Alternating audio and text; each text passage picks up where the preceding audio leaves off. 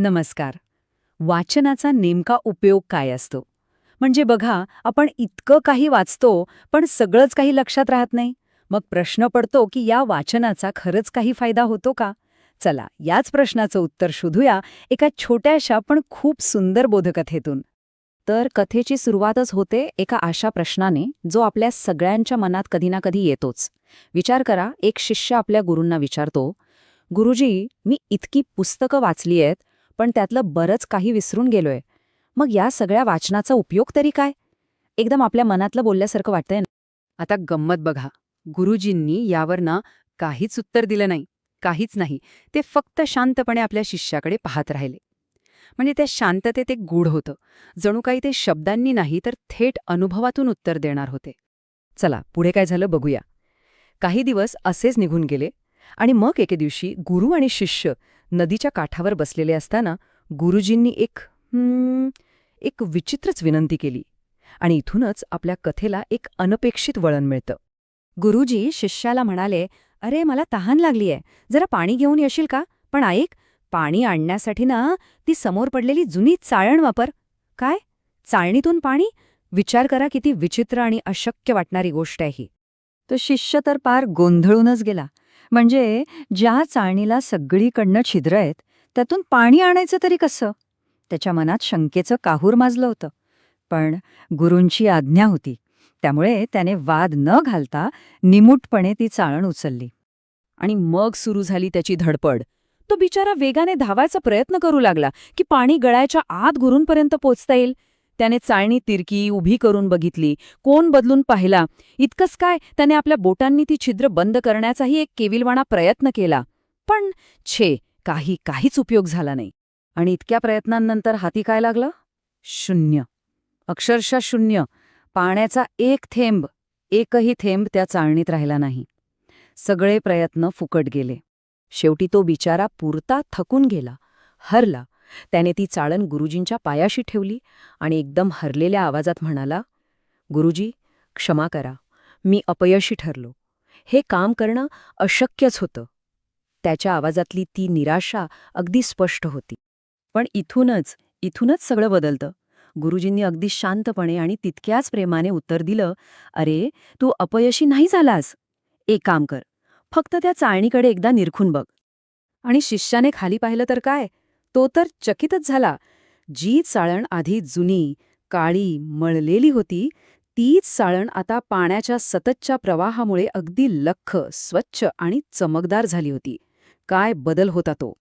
यामागचं कारण अगदी सोप्पं होतं नाही का? पाणी जरी त्या चाळणीत टिकलं नसलं, तरी त्या पाण्याच्या सततच्या प्रवाहाने त्या चाळणीतला सगळा मळ, सगळी घाण धुवून काढली होती. ती चाळण आतून बाहेरून शुद्ध झाली होती. आणि मग गुरुजींनी शिष्याच्या त्या पहिल्या प्रश्नाचं उत्तर दिलं. ते म्हणाले, "बघ, आपल्या वाचनाचंही अगदी असंच असतं. आपण वाचलेला प्रत्येक शब्द, प्रत्येक विचार जरी लक्षात राहिला नाही, तरी काही हरकत नाही. आता बघा, यातलं रूपक किती सुंदर आहे. आपलं मन म्हणजे ती चाळण, आणि आपण जे काही वाचतो ते ज्ञान म्हणजे ते पाणी. जरी ज्ञानाचा प्रत्येक थेंब, प्रत्येक गोष्ट आपल्या आठवणीत टिकली नाही, तरी त्या ज्ञानाचा अखंड प्रवाह आपल्या मनाला मात्र शुद्ध करत राहतो." त्यामुळे वाचनामुळे नक्की काय होतं?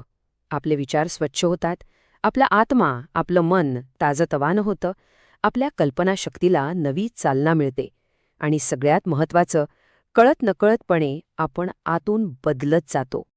आणि हेच आहे या संपूर्ण कथेचं सार. वाचनाचं खरं उद्दिष्ट आपलं डोकं किंवा आपली स्मरणशक्ती माहितीने भरणं हे नाहीच आहे, तर आपल्या आत्म्याला स्वच्छ करणं, समृद्ध करणं आणि प्रबुद्ध करणं हे आहे. म्हणून पुढच्या वेळेस जेव्हा कवी असं वाटेल की अरे, वाचलेलं लक्षातच राहत नाहीये, तेव्हा त्या स्वच्छ, चमकदार झालेल्या चाळणीची आठवण नक्की ठेवा. नमस्कार. वाचनाचा नेमका उपयोग काय असतो? म्हणजे बघा, आपण इतकं काही वाचतो, पण सगळंच काही लक्षात राहत नाही. मग प्रश्न पडतो की या वाचनाचा खरंच काही फायदा होतो का?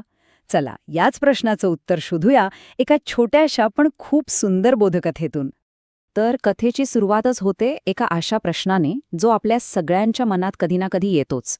विचार करा, एक शिष्य आपल्या गुरूंना विचारतो, "गुरुजी, मी इतकी पुस्तकं वाचली आहेत, पण त्यातलं बरंच काही विसरून गेलोय. मग या सगळ्या वाचनाचा उपयोग तरी काय? एकदम आपल्या मनातलं बोलल्यासारखं वाटतंय ना. आता गंमत बघा, गुरुजींनी यावर ना काहीच उत्तर दिलं नाही, काहीच नाही. ते फक्त शांतपणे आपल्या शिष्याकडे पाहत राहिले. म्हणजे त्या शांततेत एक गूढ होतं. जणू काही ते शब्दांनी नाही तर थेट अनुभवातून उत्तर देणार होते. चला पुढे काय झालं बघूया. काही दिवस असेच निघून गेले आणि मग एके दिवशी गुरु आणि शिष्य नदीच्या काठावर बसलेले असताना गुरुजींनी एक विचित्रच विनंती केली. आणि इथूनच आपल्या कथेला एक अनपेक्षित वळण मिळतं. गुरुजी शिष्याला म्हणाले, "अरे मला तहान लागलीय, जरा पाणी घेऊन येशील का? पण ऐक, पाणी आणण्यासाठी ना ती समोर पडलेली जुनी चाळण वापर." काय? चाळणीतून पाणी? विचार करा किती विचित्र आणि अशक्य वाटणारी गोष्ट आहे ही. तो शिष्य तर पार गोंधळूनच गेला. म्हणजे ज्या चाळणीला सगळीकडनं छिद्र आहेत, त्यातून पाणी आणायचं तरी कसं? त्याच्या मनात शंकेचं काहूर माजलं होतं. पण गुरूंची आज्ञा होती, त्यामुळे त्याने वाद न घालता निमूटपणे ती चाळण उचलली. आणि मग सुरू झाली त्याची धडपड. तो बिचारा वेगाने धावायचा प्रयत्न करू लागला की पाणी गळ्याच्या आत गुरूंपर्यंत पोचता येईल. त्याने चाळणी तिरकी उभी करून बघितली, कोण बदलून पाहिला. इतकंच काय, त्याने आपल्या बोटांनी ती छिद्र बंद करण्याचाही एक केविलवाणा प्रयत्न केला. पण काहीच उपयोग झाला नाही. आणि इतक्या प्रयत्नांनंतर हाती काय लागलं? शून्य. अक्षरशः शून्य. पाण्याचा एकही थेंब त्या चाळणीत राहिला नाही. सगळे प्रयत्न फुकट गेले. शेवटी तो बिचारा पुरता थकून गेला, हरला. त्याने ती चाळण गुरुजींच्या पायाशी ठेवली आणि एकदम हरलेल्या आवाजात म्हणाला, "गुरुजी, क्षमा करा, मी अपयशी ठरलो. हे काम करणं अशक्यच होतं."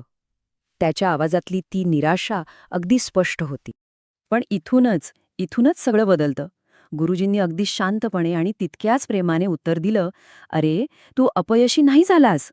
एक काम कर, फक्त त्या चाळणीकडे एकदा निरखून बघ." आणि शिष्याने खाली पाहिलं तर काय, तो तर चकितच झाला.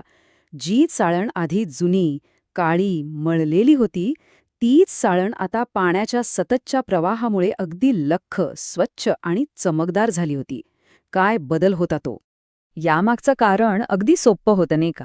पाणी जरी त्या चाळणीत टिकलं नसलं तरी त्या पाण्याच्या सततच्या प्रवाहाने त्या चाळणीतला सगळा मळ, सगळी घाण धुवून काढली होती. ती चाळण आतून बाहेरून शुद्ध झाली होती. आणि मग गुरुजींनी शिष्याच्या त्या पहिल्या प्रश्नाचं उत्तर दिलं. ते म्हणाले, "बघ, आपल्या वाचनाचंही अगदी असंच असतं. आपण वाचलेला प्रत्येक शब्द, प्रत्येक विचार जरी लक्षात राहिला नाही तरी काही हरकत नाही. आता बघा, यातलं रूपक किती सुंदर आहे. आपलं मन म्हणजे ती चाळण आणि आपण जे काही वाचतो ते ज्ञान म्हणजे ते पाणी. जरी ज्ञानाचा प्रत्येक थेंब, प्रत्येक गोष्ट आपल्या आठवणीत टिकली नाही तरी त्या ज्ञानाचा अखंड प्रवाह आपल्या मनाला मात्र शुद्ध करत राहतो." त्यामुळे वाचनामुळे नक्की काय होतं? आपले विचार स्वच्छ होतात, आपला आत्मा, आपलं मन ताजतवानं होतं, आपल्या कल्पनाशक्तीला नवी चालना मिळते आणि सगळ्यात महत्त्वाचं, कळत-नकळतपणे आपण आतून बदलत जातो. आणि हेच आहे या संपूर्ण कथेचं सार. वाचनाचं खरं उद्दिष्ट आपलं डोकं किंवा आपली स्मरणशक्ती माहितीने भरणं हे नाहीच आहे, तर आपल्या आत्म्याला स्वच्छ करणं, समृद्ध करणं आणि प्रबुद्ध करणं हे आहे. म्हणून पुढच्या वेळेस जेव्हा कवी असं वाटेल की अरे वाचलेलं लक्षातच राहत नाहीये, तेव्हा त्या स्वच्छ, चमकदार झालेल्या चाळणीची आठवण नक्की ठेवा.